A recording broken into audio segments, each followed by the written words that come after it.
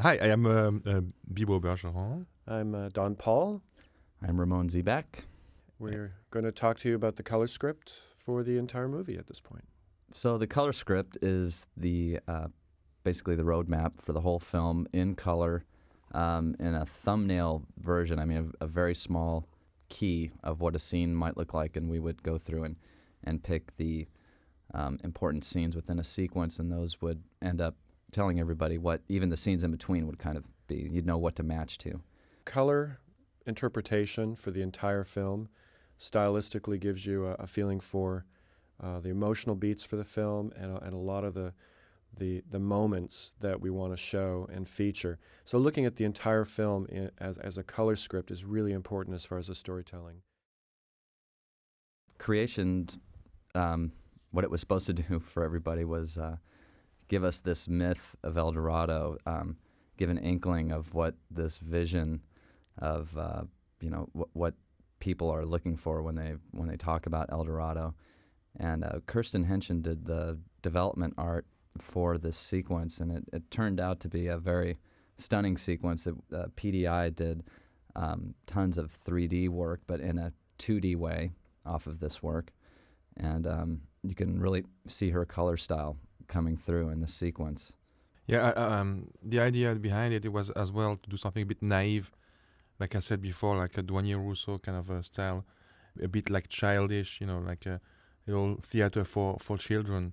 Actually, my idea was this story was told by the chief, by someone like the chief that would read a story in a children book.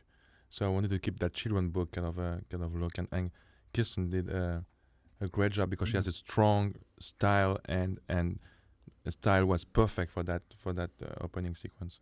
And a lot of those initial designs translated almost directly into production design. So there was not a redesign of most of those things to the extent that we normally go through. So a lot of her work originally started off the ball here. Crap Game, basically, Crap Game is the first time we see Spain. We're going to set up Cortez and then get very quickly into a setting where our guys are trying to scam some locals. And I color keyed this sequence and wanted to get down dark into an alley where you would hide out and try to pull this scam. And basically there's a couple keys here that give the setup for that sequence. One thing that's really important to note about this sequence is the lack of color, of saturated color.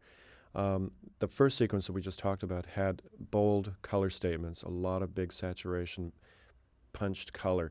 This was brought down to sepias, kind of bleached stucco walls, and the color was really saved for the main characters here, and you can see that in this color script. Yeah, it's almost like saying, okay, back to reality.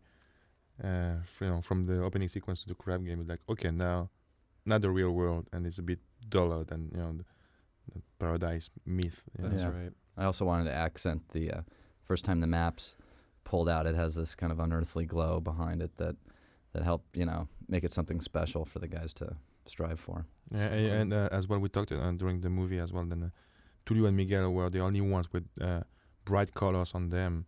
So somehow they would belong to another adventure than just Spain, and then we can as well spot them, very easily in a crowd, or in any scene, in the very beginning. This is a very crucial sequence when you introduce the main characters. So you have to reframe them correctly and spot them with the different colors in the crowd.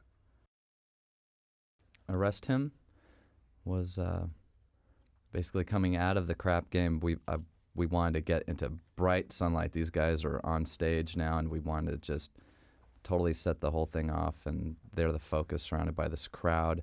Wanted to get a good flavor for what Spain would have been like to the everyday kind of guy back then. I think this frame, the first frame for Arrest Him, was the first colored scene in production. Actually. Yeah, it was. First one to go all the way through. Also, the contrast level here is built up a bit more for the action, so you'll see that the shadows are a bit darker. There's much more kind of darks and lights that are playing within this sequence. and that value structure really helped the action. I Yeah, it's think. actually out of the norm to have such a high contrast look for a film, and it was always a struggle to try and balance it all. But I think the look that came off was actually quite stunning. Yeah, the bull chase was just more Spain, kind of a little travelogue through Spain there. So it's got a very even tone up until we get to the ship, pretty much. We're basically in the same location, same time of day, only 30 seconds or whatever has passed. And then towards the end, we go through, a couple shots setting up all the way until we pop out of the barrels. That's right. And contrast is coming down a little bit during the chase sequence because some of those cuts were so quick, we needed to make sure that it wasn't as graphic as the sword fight. Cortez was always envisioned as one of the most dramatic sequences in the film, where these guys are captured and thrown in shackles, and it's candlelight, it's moody, you should almost smell the ship, and the way Cortez was lit, it was very melodramatic. Very. Actually, that was part of the fun of it, was to actually go a little too far Yeah. with the color and to push the contrast and the color to a melodramatic level to help that.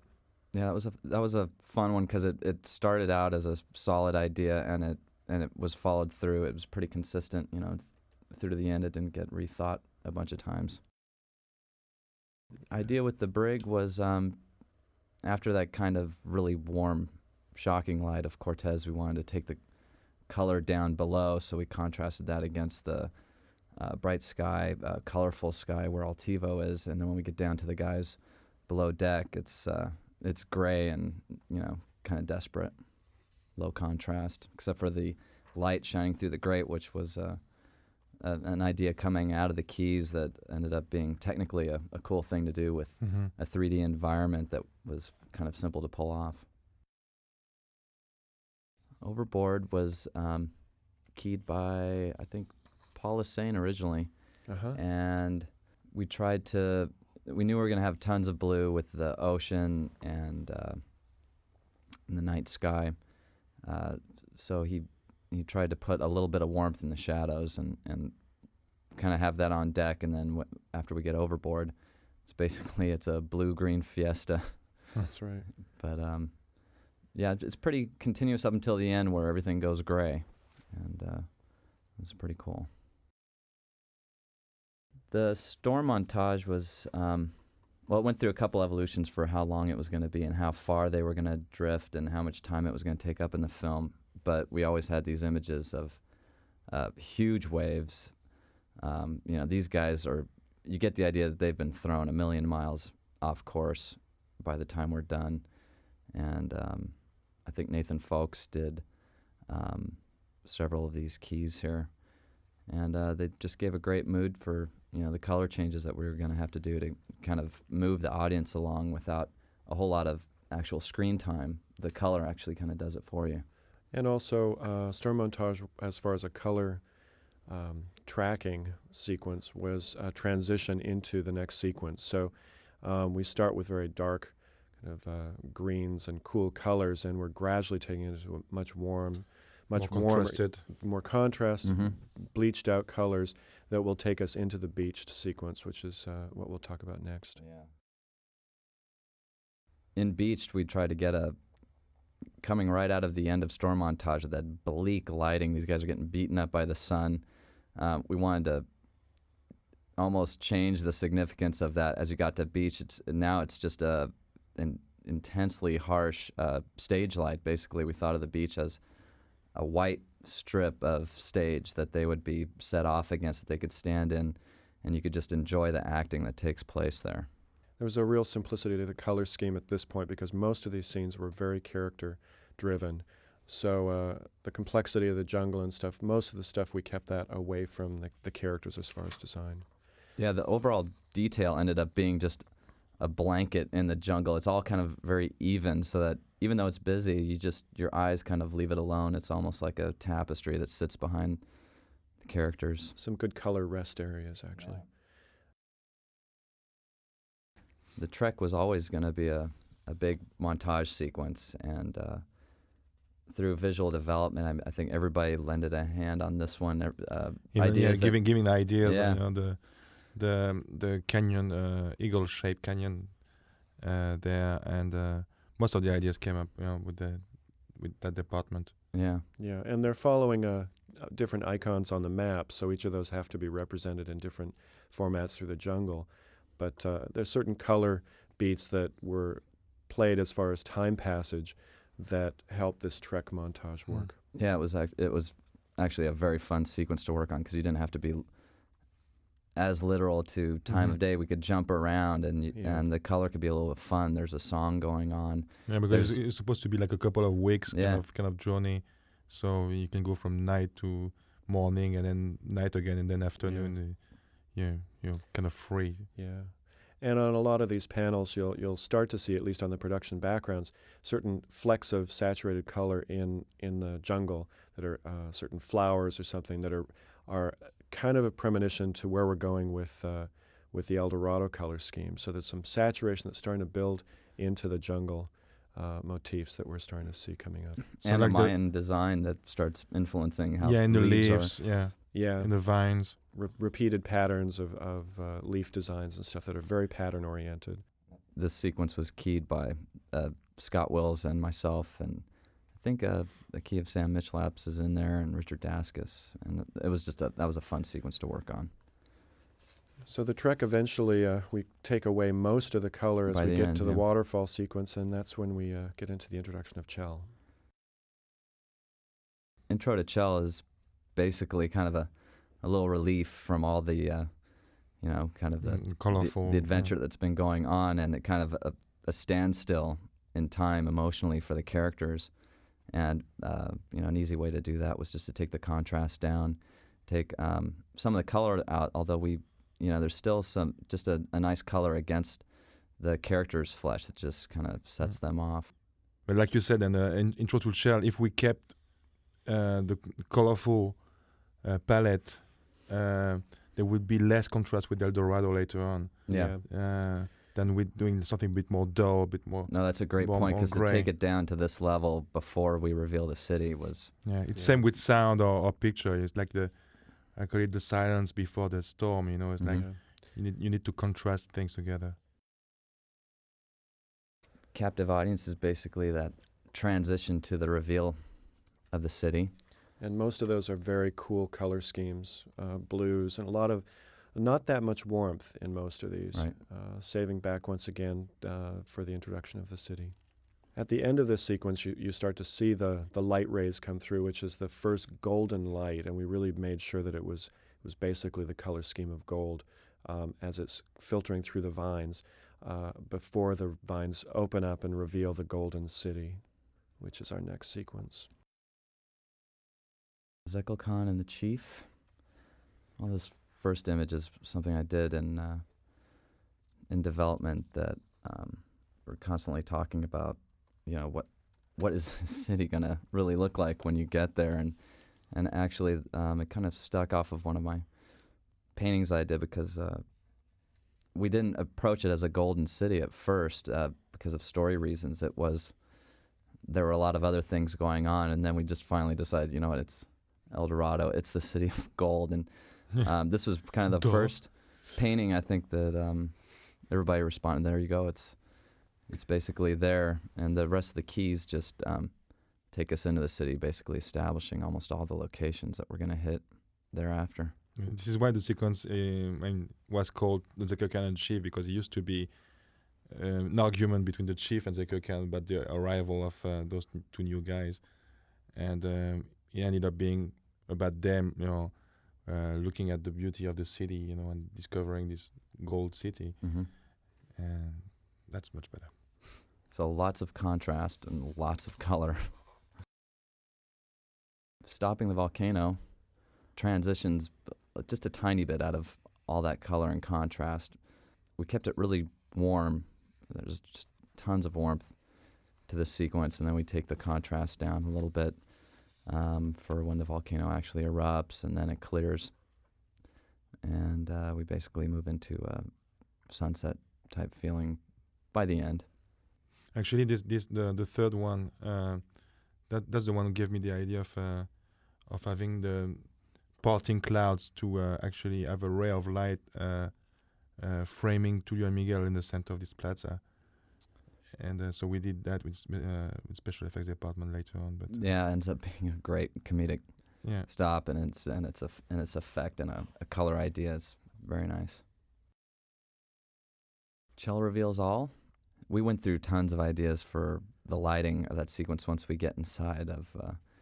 We were started out really complicated with trying to depict that we're getting to the celebration. It's gonna have to be night by the end. We should show the light moving down inside and all this stuff, and we ended up just cheating the heck out of it. And once you get inside and close the curtains, it's just them in a darker kind of quiet area, and we did it subtly with sky changes outside the window before celebration. we did a little cheat, having them lit from the ground Right. when they were pretending they were God and were showing off. And all that. And then as soon as Chell says hello, the light changes to like more like frontal light, to like normal light and normal, dream light. That was one of the first out of development. There's actually a painting in here that I think Scott Wills did for the interior that kind of nailed how we were going to try to approach all this really intricate design work as far as the backgrounds go. So we work into celebration. Very bold color statements through this whole sequence. That was done by Danielle Kakwo. Yep. And actually that was done pretty early, and for something so pushed, it actually stuck, throughout. We just basically followed it and made it work in production. And you'll see just all the ideas here ended up color-wise. We used them all, and it's much more of almost a Broadway filter on the whole Mayan celebration idea. And as far as color tracking through the whole film, it balances with creation pretty well, because that was our other saturated color sequence. So as far as pacing, this was a good pacing through the film color-wise. It's like reminding me that we had this idea of there was like the splashes liquid, turning the people. Yeah, liquid characters Yeah. dancing around. Dropped the idea because it was kind of long to animate liquid characters. Sonodi tribute, and the idea was just to suck all the color out of it, but still keep it colorful because they're in a colorful environment, and it's supposed to feel a little hungover. These guys have been partying all night, so I like the way it ended up working out. I keyed the interior of the litter really dark, and when Zeko Khan pops in and out, it's this bright, shocking thing to these guys, and it's like kind of alarming. Yeah, but the idea was having him like color-wise and sound-wise, like an alarm clock. Yeah. After a night of drinking, so there would be like a hangover alarm clock.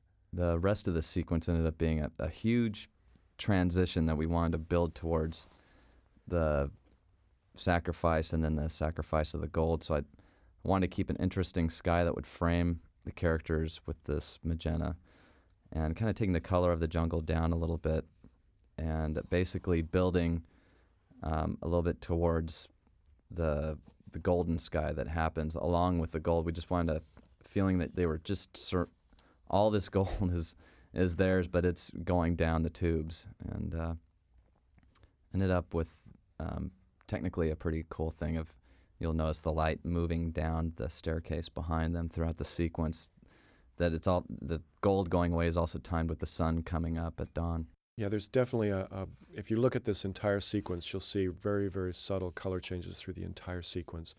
And it was to track all of that in a production. It was a nightmare. Atmosphere is a little difficult, but it does help to support each of the moments. The Zeko Khan magic, which needed to be framed properly with maintaining that color scheme, as well as the gold that they see dropped into the Sonodi well. Cortez lands. This was basically supposed to be going on at this exact same time that that the Sonodi tribute sequence was going on. So I wanted it to feel slightly the same, a little grayer, a little more menacing for Cortez landing on the beach. And a pretty simple setup that we just followed through. It actually went pretty quickly, I think, through production. Very dramatic lighting, a lot Yeah. of kind of, would you say, sort of monochromatic to a certain extent? Yeah, but then that shocking little bit of golden light on that rimmed him just a little bit more than everybody else. It's kind of just a neat little touch because it was a very complicated setup of a boat, a bunch of guards, flags, clouds, the beach, all this stuff, but the balance actually ended up coming together. Yeah, you can see that he's bringing heavier clowns behind him. So nautical needs, Kevin Turcotte keyed this first key, and I thought it was a great idea to surround them with this golden curtain while they're, just doing their thing and scheming and plotting and happy. And It was a great idea to have golden curtains because you don't have the gold with them. We didn't put too much gold with them. Right. It was very tricky to do, Yeah. especially on the moving litter like that. And but they're talking about the gold and how rich they got so quickly. Yeah, And to have those golden curtains, that was a great idea. and a great jump to the blue interior with the chief, the somber kind of, More just calm. a little darker. Yeah. Even though it's in Cooler, the yeah. El Dorado colorful palette, it just had asking the Godfather for for something. It turned out to be a really great dialogue in that sequence, and the setup of his room was very cool. Very tranquil. Yeah. Lying low. This sequence I set up with two keys. I was lazy. No, I wanted to keep it pretty simple because they're going to be moving around this room a lot. Basically had a very brightly lit, sunlit side coming in through the windows, and then the other side of the room being basically backlit a little bit by the sky color. And that's where their gold pile could shine a little bit against that. Ended up working. I love the sky color here against their flesh. I thought was pretty successful. It looked really good. Lying Low Part 2, we cheated all the color down darker in the backgrounds and set it up for his magic to shine. Kind of this dark red background with these glowing lime green and cyan blue effects that I think turned out to be. There's a shot in there that's, I think, pretty stunning with the character getting hit with blue light against a red background. That's pretty cool. A lot of cool against warm and very theatrical lighting. Mm-hmm. And when you look at this sequence, you'll notice too that the character blocking gradually takes them outdoors. So we go from very theatrical darkening of the set to them walking towards that doorway and out through the doorway, and it's a gradual lighting up as Zeko Khan moves out towards them and kind of they back up towards the stairs. So it's a pretty extreme lighting change just as far as contrast as well as color.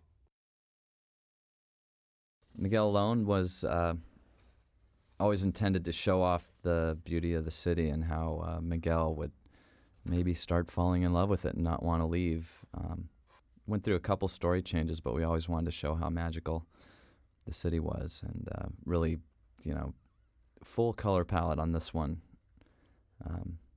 Then turning to a little bit dramatic towards the end with the guards. Yeah, the character of this sequence is really the city and Miguel. And as we've said before, he's really discovering that the riches of the city are within the people as well. So we start out with a lot of environmental color that we build up as a main character and eventually bring in the color of the characters of the city near the end. The ball game starts off in the incidental area of the city where Miguel is playing with some of the kids of the city. Tulio catches up with him, and then we do this about face into this arena. And again, it was the idea of a kind of brightly lit stage that they were set off against in this big battle against the Warriors.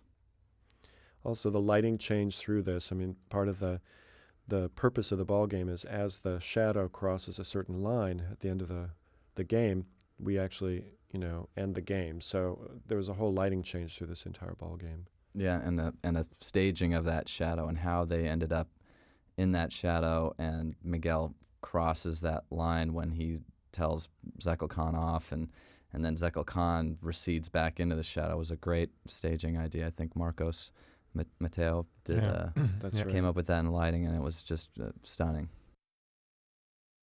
Tullio and Chell is basically just a quick little sequence with Tullio and Chell arguing over the gold, and I believe Scott Wills did these couple keys for that sequence. Just very close to Lying Low and Chell Reveals All. It's just the interior of their palace. So basically, the two characters are negotiating over the gold, and at the same time, they're negotiating for their relationship. The color scheme of this kind of goes from the lighter gold and the illumination of that into kind of a romantic sort of color scheme, and then into the contrast with Miguel in the doorway.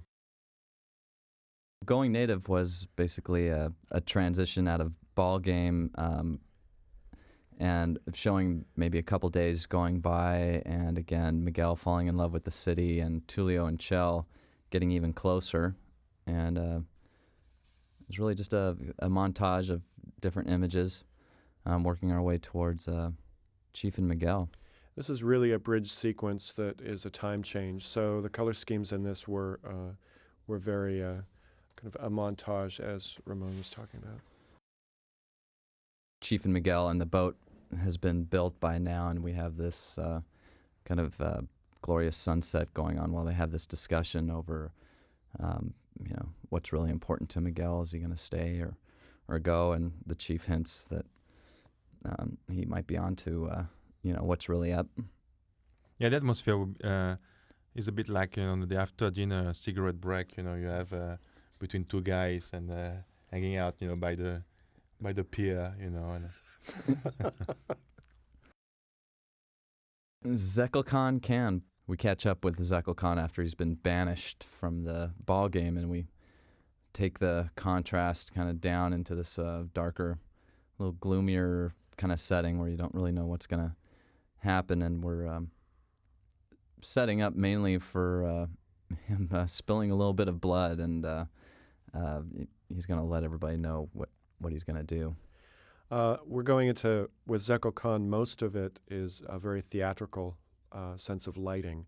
So the color goes alongside that. We have kind of vignette areas of light that have kind of a little bit of color saturation in it, but a little bit more muted to keep in personality with Zekel Khan. Yeah, I think the lighting worked out well. I think Paula Sane set up the lighting, and then I just did some color over the top of it, and it had a nice, like you said, theatrical feel to it, spotlighting Zekel Khan, and he's getting ready to put on a show. Basically, we have a very warm, dark background palette, and then this just vibrant green and cyan magic comes spilling out of the this sacrificial kind of hole in the floor. That was a fun sequence to key with all the effects that were going to be taking place, and served as a roadmap for effects, how they were going to design these effects and how we were going to pull them off. And most of the lighting in this sequence is very underlit. So from frame one, we have the light coming actually from a hole in the floor, and a lot of that is carried through most of this sequence all the way to the last scene where the Jaguar comes to life. Yeah, it's funny to see then the part one of this sequence was the light source was coming from the ceiling, like a virtual hole we decided we would have in a roof, and then the second part is from the floor, and then gives more threat and spooky atmosphere by doing that. The first part is more cozy, like you feel like Zekel Khan is at home, and second part is more like, oh, something wrong is going on. Jaguar hunt. We basically injected this a lot more firelight that comes in and lights the Jaguar as he comes through and starts, mauling the city. And the lighting is very contrasty. We really cheat the lighting according to the scene.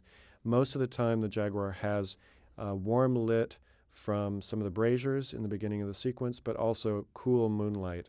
So you have warm against cool.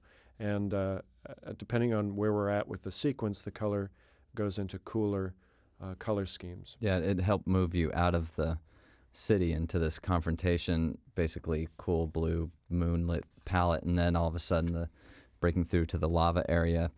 Uh, it was a nice shock of red against all that blue. What was interesting in the Jaguar hunt too is you go from, like you said, like warm against cold, and then you go to the lava area, and it gets that's the most aggressive, like the the climax of that sequence, and using the big red and yellow, that gives more aggressivity to that moment. It was no more purple or green, it Yeah. was just red and yellow, and It ended up being the sequence with probably the most keys because it had so much area to cover and a nice build to it too. mm-hmm. Yeah, that really helped to build the color through the sequence to actually end with the lava sequence. But even as the Jaguar is running through the city and running into buildings, and there's dust and stuff that's being generated by the collapse of the buildings, we have a light source from the Jaguar's eyes that actually light up the dust and actually warm up the color of the dust that the characters are sliding through, which is a different light source that we utilize through the sequence once in a while. Yeah, originally I keyed almost like car headlights coming out of the Jaguar, and it just felt a little too modern, but I ended up kind of working it into that dust color, which gave a nice effect of, not just the eyes are glowing, but things are being lit up by it, not necessarily with beams, but when Chell gets thrown to the floor, she's just in this eerie blue light.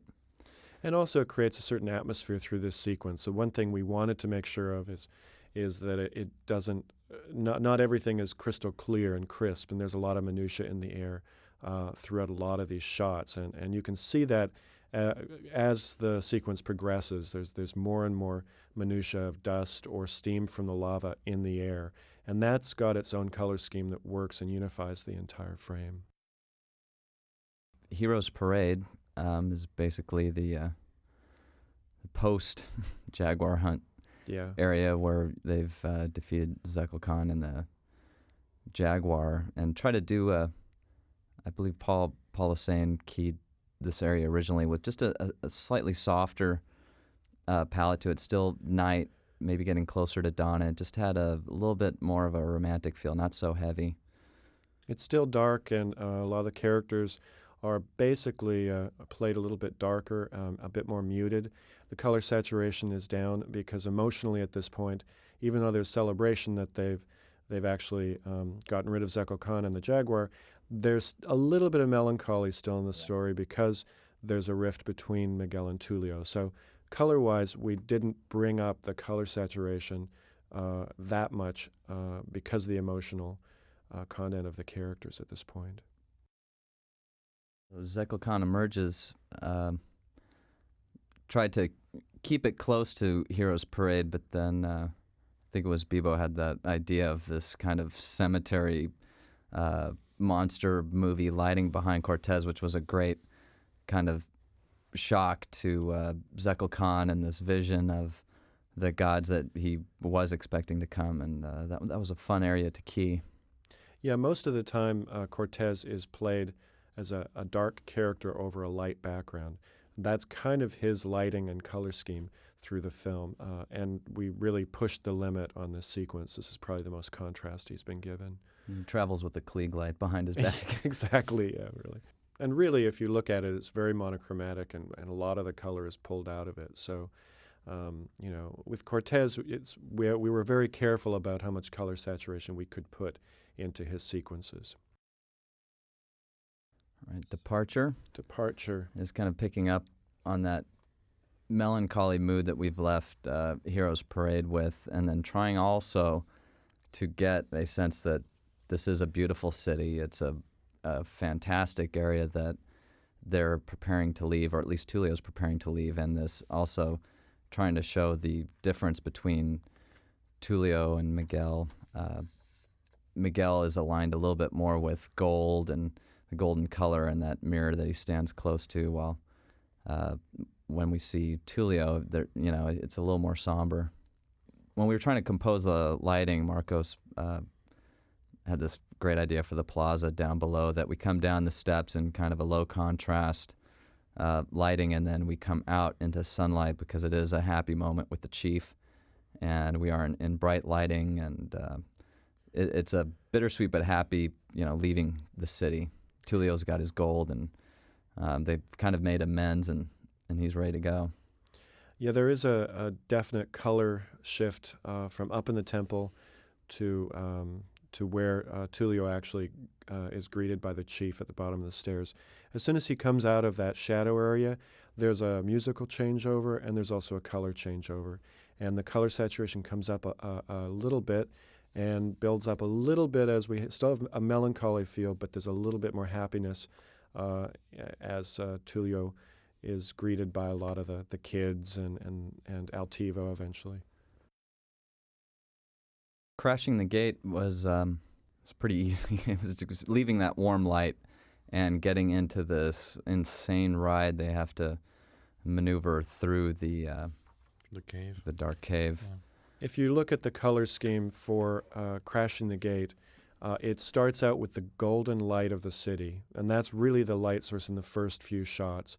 As the boat goes through the gate and into the caverns that lead out of the city, we leave that golden light behind. We still contain some of that color in the boat because it's filled with gold, but and sometimes those scenes are illuminated by that gold. But there's a lot of the cooler colors that we're introducing as the boat goes through the canals and the water became a light source, carrying light along with water, yes. And eventually, if you watch the sequence, the light source becomes a cool light source from the waterfall that they exit at the end of the ride. So there's this cool blue light of the waterfall that eventually hits the boat and their faces as they approach closer to the columns that they have to collapse at the end of the sequence. Satisfaction is basically returning to that exterior waterfall setting, along with a little more mist, because there had to be a reveal of the rocks that Zeko Khan would see, realizing that the entrance to the city was blocked. It's pretty straightforward, working off of the earlier sequence, and keeping Cortez, again, mysterious as a silhouette in the mist was the basic idea behind it. Once we'd established that it was the same location, then we bring in a little bit more contrast with dark characters over light mist with the Cortez introduction. And then the contrast to the next sequence, epilogue, where the guys are behind a rock and they've gotten back their color, and we get interest back in them. So it's a nice contrast between Miguel and Tullio and Cortez. Also, as Chell gets up on the horse, you'll see that she's actually being hit by a warmer light, an off-screen light that's really the sunset that you don't really see until the very last scene. But we start to go from cooler colors into warmer colors as the music builds into the final song. So the first part of that, as soon as she gets up on the horse, you can see that the color changes is she's being hit by warmer color schemes. And we barely snuck it into the background, and it was a nice kind of shock to turn around and see, oh, okay, well, we're riding off into the sunset, and we didn't, try to telecast it too far in advance. As a general color note for the entire film, that we tried to push the boundaries of color saturation and tried to go very extreme with that. That palette is very reminiscent of what we saw in the city of El Dorado, and just stylistically, we wanted to push the boundaries of color saturation for the film. We have such colorful characters, so we had to keep up with the colorful aspect of it. And it ended up working. I mean, it was a big juggling act, but we had two main characters with two very primary colors, red and blue, and actually balancing that against these colorful palettes was challenging, but I think the end result was really good. Yeah. Miguel's red shirt against the terracotta colors in El Dorado and stuff like that. Yeah. It was tricky to do. It was. Yeah, to have and still unify all the colors together and make sure it's not overdone with too many colors. Yeah. There you go. Okay. That's it.